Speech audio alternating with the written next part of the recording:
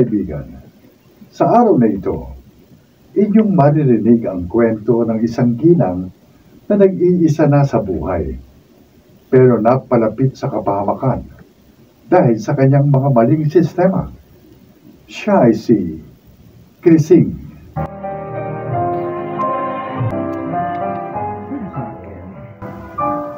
Para sa akin, pera ang nagpapaikot sa mundo. Sino ba naman ang taong ayaw ng pera? Kailangan natin yun sa pang-araw-araw nating pangangailangan tulad ng pagkain, tirahan, at iba pang mga pangunahing bagay. Kaya malaki din ang papel ng pera sa buhay ko. At hindi ako nahihiya na aminin na sa pera ako nabubuhay.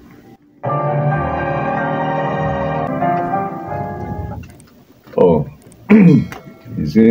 ito, para sa 3 buwang deposito namin sa kwarto yan.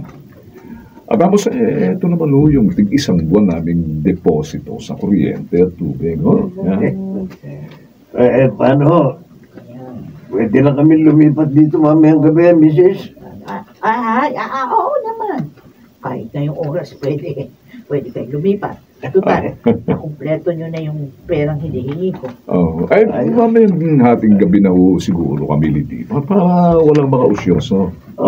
Tsaka wala naman kami mga gamit. Ilang mga damit lang ang dala namin.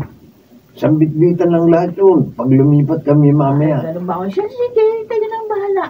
Oo nga pala, ito yung susi ng kwarto. Ayun. Kung meron pa kayong gustong itanong sa akin, katukin nyo lang ako dun sa kabilang kwarto.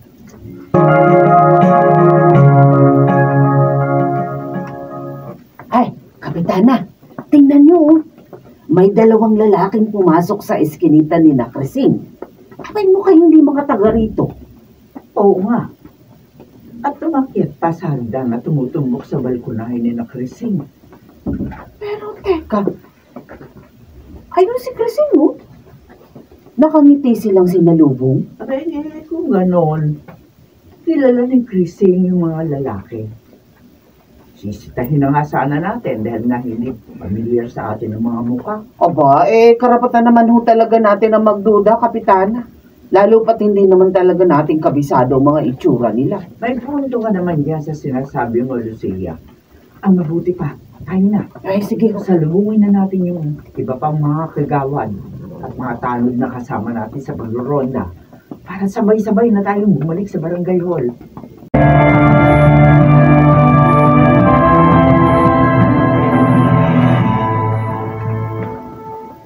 Ano ate? Oh, Basta mo na lang pinatira dun sa bakanting kwarto yung 2 lalaking kanina mo lang nakita at nakilala. Sana man lang, hiningan mo na kahit anong ID ng pagkakakilala nila. Hindi yung basta mo na lang tinanggap.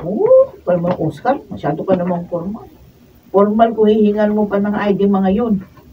Tao naman silang nakipag-usap sa akin. Hindi.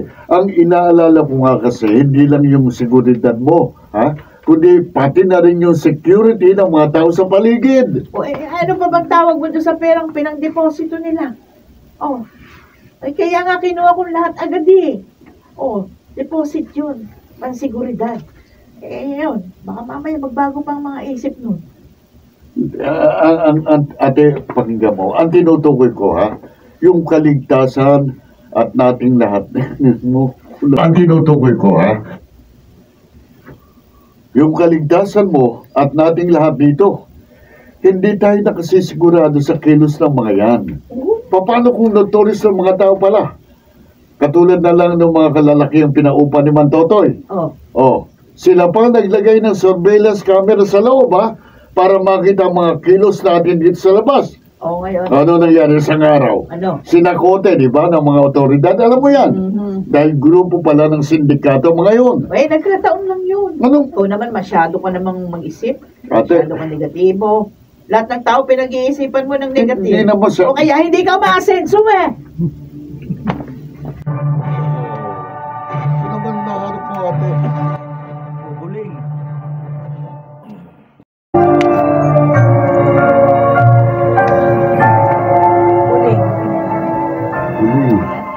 Baboy, ano ba? Ano yung sipat mo dyan sa maliit na bintana niya ng kwarto, ha? Ano, hindi ka mapakali. Tinatansya ko lang kung kakasya tayo sa maliit na bintana na to. Bakit? Sakali matuntun tayo ng mga parak dito. Puro bubungan pala ang lalabasan natin dito. Dinadaga na naman yung dibdib mo. Buti ka, huwag ka na muna sumama sa akin ngayon sa target nating dating Koreano. Ha? Ako na lang mag-isa lalakad. Kesa sa pareho pa tayong mabulilyaso. Lookout ka na lang muna rito. Kaya mo ba diskartehan yung mag-isa? Kabisado ko lang lahat ng mga dadaanan niya. Alam ko na kung saang lugar ko siya mako-corner. Sabi nagkataon, paldong-paldo tayo sa dolyar, na boy. At kapag nangyari yun, ha, kahit isang buwan tayong hindi mang-hold up, hindi tayo magugutom.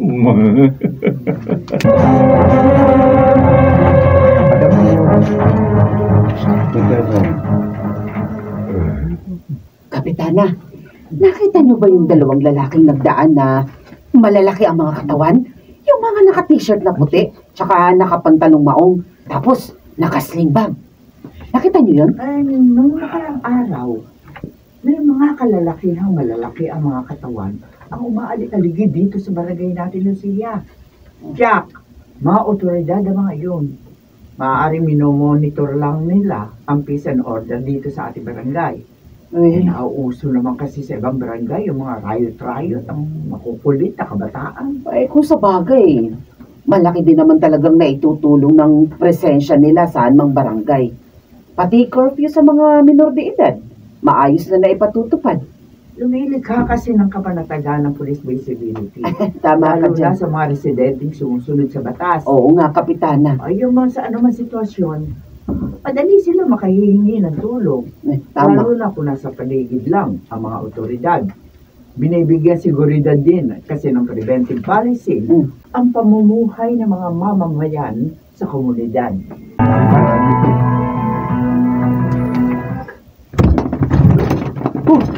Uy, anong nangyari sa'yo? Bakit duguan ka? Pumalag yung Koreano ng hold-uping ko. Eksakto namang may mga pulis na dumaan. Wala na akong pagpipilian kundi magpagputukan sa mga pulis. Huwag ka mag-alala, sa paalang ang tama ko. Malayo ito sa bituka. Pero kailangan na rin natin makaalis dito. Paano kung nasundan ka ng mga pulis? Ay! Ay, Pulay! Laboy! Buksan niyo itong pinto! Ay, nakit ang daming pulis sa labas! Kayong hinahanap! Nako, mga damuho kayo! Anong kabalbalan ang ginawa Yung niyo? mga isang babaeng may-aring itong paupahan, umiksena pa. Buksan mo na mabilis sa pinto. Hilahin mo agad papasok dito, ha?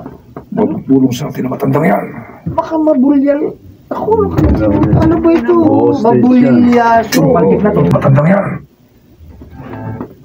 Baka mabulilyaso tayo dahil sa matandang Basta yan. buksan mo na mabilis sa pinto. Hilahin mo agad papasok rito sa loob. Mas mabubulilyaso tayo sa tagal mo kumilos. Oo na. Oh, ano ba? Hindi pa kayo lalabas? Ano bang gagawin mo sa akin, ha? Ano ba? Gagawin ka naming hostage. Kaya umayos ka. Nakikita mo itong hawak kong paltik? Pasasabugin ito yung buko mo. Hindi ako mga buisit ka niyo. Anong ginawa niyo? Pati ako din naman niyo sa kagagawan niyo. Ba? Makawalan niyo ako. Walang bumo. Makawalan niyo ako. Mumura ka pa po sa akin.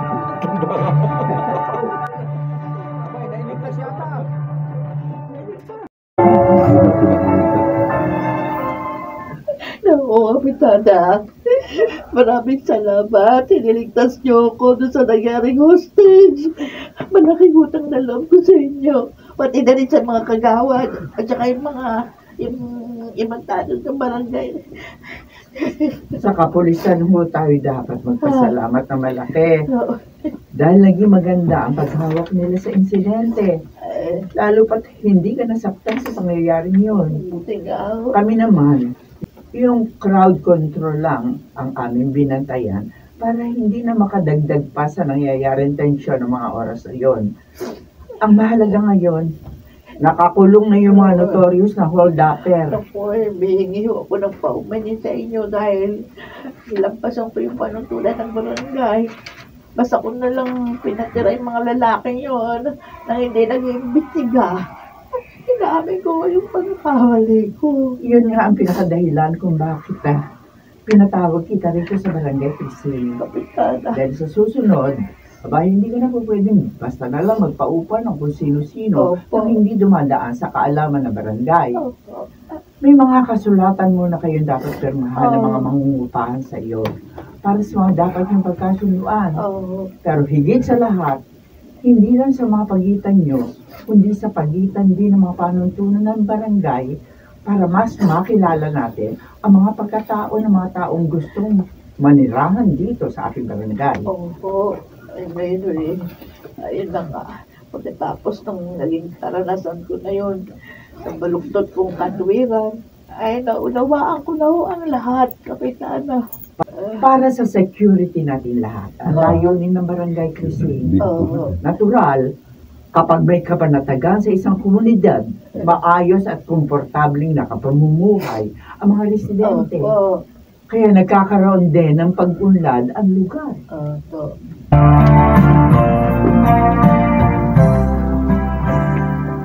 O ngayon, ate, Eh, alam mo na kung anong ibig sabihin ng sinasabi ko sa yung karapatan nating lahat sa seguridad. Ha? Ate? kailangan namang hindi pa. Nangaling na nga ang O buhay. yun na nga eh. At yung pera kapag nasilaw ka, talagang babaguhin na ng buhay mo. Ang problema nga, hindi sa mabuti, kundi sa masama ka mapupunta. Nagdesisyon na nga ako na huwag nang paupahan yung bakanting kwarto na yun, Oscar. Ay, naku, namagdaba ko pa rin yung trauma. Eh, hanggang ngayon, nanginginipay mo. Oo nga eh, nararamdaman ko nga, oh. Eh, unang-una nga kasi ate, wala ka namang problema sa pera eh, ha? Araw-araw naman ang entrega sa'yo ng mga tindero mo ng baseball sa Divisoria. Oo nga. Tapos, sarili mo na lang binubuhay mo. Kaya hindi ka na dapat pang naghahangad ng mas marami pang pera, ate. Na, Oscar, natuto na nga ako. Ayoko nang patangay doon sa mali kong paninindigan. Pati yung pagmamahal ko sa sarili nawawala. Pati karangalan ko na isasantabi ko. Siguro nga, baka kailangan ko munang pagdaanan yung hindi magandang resulta ng mga pagkakamali kong makasanayan tungkol sa pagkilala sa pera. Yun yung mismo pagkakamali ko, yun ang nagmulat sa akin, sa katotohanan.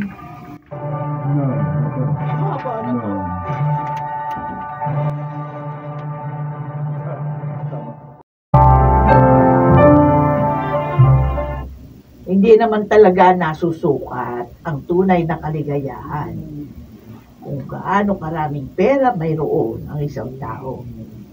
Masyado lang akong nawili sa pansamantalang kaligayahan. Nadulot sa akin ng mabilis na pag-akyat ng pera. Dahil sa ganun kong pananaw, nalayo ako sa aking pananampalataya. Muntik pang masadlak sa kapahamakan. Sa huli, napatunayan ko na hindi kailangang malihis ang aking mga layunin. Alang-alang lamang sa kaway ng salapi na hindi rin nangangahulugan na katapusan ng mundo kung wala kang pera. Kailanman, hindi mabibili ng pera ang kapanatagan ng kaloobang tinatamasa ko sa kasalukuyan. Ako si Crising at ito ang aking buhay. Nakalilikha ng iba't ibang kirot ang labis na pagnanasa sa salapi. Nagsisilbi rin itong ugat ng mga nakapipinsalang bagay, lalo't higit ng buhay. Mga nagsiganap, Phil Cruz, Jenaline de la Cruz, Jun Legaspi, Susan Robles, Jonel Benamin, at Rosana Villegas sa papel na Crising. Naglapat ng angkop na tunog Jerry Mutiang. Ito'y mula sa panulat ni Sel Barlam sa direksyon June Martin Legaspi at Maynard Lanticho Jr. Ito ang aking buhay.